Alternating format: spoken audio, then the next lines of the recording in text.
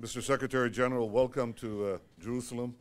It's a pleasure to see you. We've had the opportunity to speak on the phone, but we have much to talk about directly, so I welcome you and your entire delegation. You have said that the calling for the destruction of Israel is a modern form of anti-Semitism. You have clearly demonstrated a desire since you've taken office to turn a new page in the relations between Israel and the UN. This is something I want to, and I look forward to working you towards that joint mission. There is no question that we've had a troubled relationship with the UN. I think it has an absurd obsession with Israel, flagrantly discriminatory tactics. You don't have to be the Israeli Prime Minister to understand that. And I think people of good faith and common sense understand that. I hope you have an opportunity on this visit to see Israel. It's a robust democracy. It's a very advanced country. It's a country that engages in the pursuit of knowledge and the betterment of our own people, the betterment of humanity. In fact, last year at the UN, I had the opportunity to visit an exhibition that showed Israel's contributions to advancement of African countries with amazing technology. There were many African leaders there. This afternoon we'll go to another exhibition in which I hope you'll see, we'll be there together, you'll see how Israel, the innovation nation, is helping many nations in addition to Africa. And I think this is exactly the mandate of the UN. The mandate of the UN was to advance peace and security and international cooperation. And this is something that we seek to do, but I think objectively we can say that the UN has failed when it comes to Israel to live up to this mandate. The UN is mandated to preserve world heritage, but UNESCO, a world body, time and again, makes a mockery of that heritage, most absurdly, when it denies the connection, 3,000 years old, of the Jewish people to our eternal capital, Jerusalem. The UN is mandated to pursue peace, but it allows Palestinian hate speech to flourish in its institutions. The UN is mandated to stand up for human rights, but it allows in its various forums the worst human rights violators to take up the cudgel and to accuse Israel of violating human rights. These are well known to you, and I think are well known to many people around the world. But I think the most important and I think the most pressing problem that we face regards Hezbollah in Syria. The UN was mandated to prevent Hezbollah weapons shipments, but effectively it has not reported, in my knowledge, even one of the tens of thousands of weapon smugglings into Lebanon for Hezbollah, contrary to Resolution 1701. There is a larger problem, and that problem, Mr. Secretary, is that Iran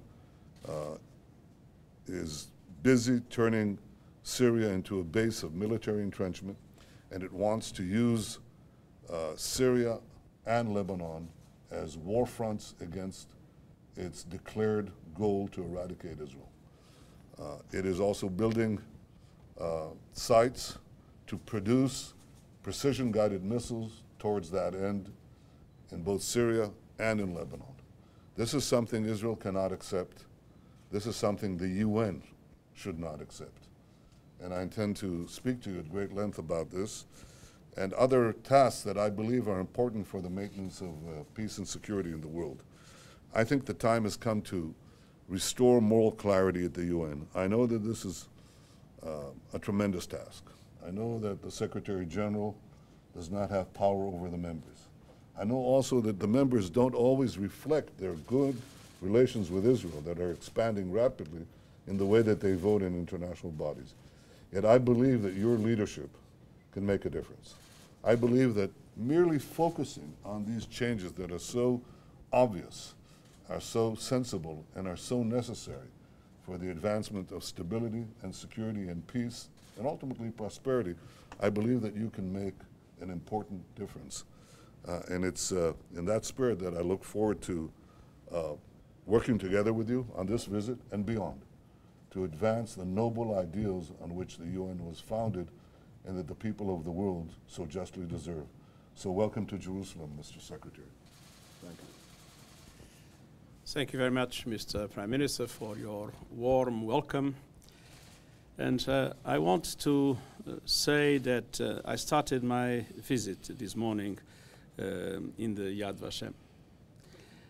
And it was clearly not only an occasion to fully appreciate what was the most horrendous crime against humanity that has been produced in the history of mankind, but also to see how much it was linked to forms of persecution and discrimination of the Jewish people for millennia, what we now call anti-Semitism.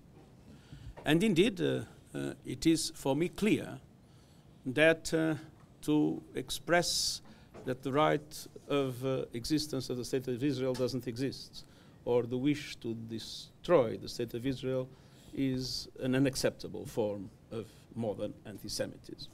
And you can be absolutely sure that as Secretary General of the United Nations, I am totally committed to be, in this regard, adamant.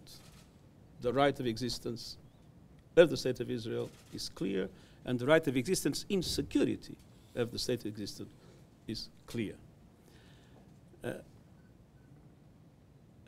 As you mentioned, Mr. Prime Minister, member states are sovereign states.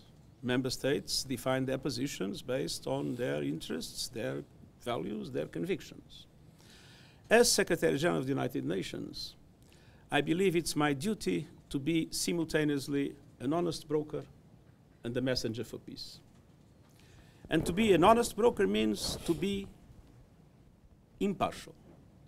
To be an honest broker means that all countries must be treated equally, both by the Secretary General and the Secretariat that the Secretary General directs. And this is, for me, very clear, and you can be sure that these values will be upheld. But I always feel that it is my duty as Secretary General to be a messenger for peace. I had the privilege in past capacities as Prime Minister of Portugal and as President of an international organization, political organization, to witness very important moments in the negotiations between Israelis and Palestinians. And I recall one meeting long ago during the government of Ariel Sharon, in which Deputy Prime Minister Shimon Peres and Yasser Arafat met in my office as Prime Minister of Portugal secretly. I think now we can reveal these secrets because time has passed, for 4 hours, and they took me in confidence, and I could witness at the same time the commitment for peace and the difficulties of that commitment. And I have to say in total candor that I've always had a dream that one day I would be able to see in the Holy Land, and the Holy Land in which Jerusalem is clearly a city linked, deeply linked to 3 religions, and that cannot be denied. I dream that I will have the chance to see in the Holy Land 2 states able to live together in mutual recognition, but also in peace and security. And it is my feeling that for that to be possible, and that is probably a combination that was never put fully in place, it would be necessary, and the Secretary General of the United Nations, I'll always be at the disposal of the parties, but with humility, to recognize that I have not the influence or the leverage to be determinant on that. But I think it is necessary to have, on one hand, a political process aiming at that objective, with all the complexities and difficulties and the different positions in the beginning, but that to accompany that political process, credible political process, with a meaningful improvement of the economic and social conditions of life of the Palestinian people. To create a dividend for peace, to make people believe that peace is worth. And this is very much linked to some of the comments you made. It is true that I have, in the past capacity and in what I today express as Secretary General, expressed clearly my feeling that there are a number of obstacles, a variety of different kinds of obstacles, not just one kind of obstacles. I've been expressing my opposition, for instance, to the settlement activity, but clearly condemnation of terrorism, violence and incitement, and the understanding of the difficulties created by the separation between West Bank and Gaza. So there is here a number of complexities that require a strong wish for peace, but understanding that it will be a complex political process. And once again, my feeling that it would be good in parallel to that political process to have a dividend for peace, in which, of course, Israel has achieved in its economic development extraordinary results, but in which the Palestinian people could also be able to live better in the economic and social dimensions. And I want to express to you my enormous admiration for the achievements of Israel in innovation, the achievements of Israel in technology, and how important it is in this period of climate change and desertification, especially the cooperation that Israel can provide to different countries in the world, in which drought is condemning more and more populations to despair and forcing many people to flee. I think Israeli technology and Israeli cooperation can give an extremely important impulse in our capacity to resist to climate change and in our capacity to realize our sustainable development goals, especially in some of the most vulnerable areas of the world, and namely in Africa. And I've accompanied your effort in this regard, and I want to say how much we consider that this is an extremely important dimension. Finally, Mr. Prime Minister, you mentioned it. I want to say that and in a letter to the Security Council that I recently wrote, this is clearly expressed. I will do everything in my capacity to make sure that UNIFIL fully meets its mandate. And I understand the security concerns of Israel, and I repeat that the idea or the intention or the will to destroy the state of Israel is something totally unacceptable from my perspective. Thank you. Thank you. Thank you, Mr. Secretary. Thank you.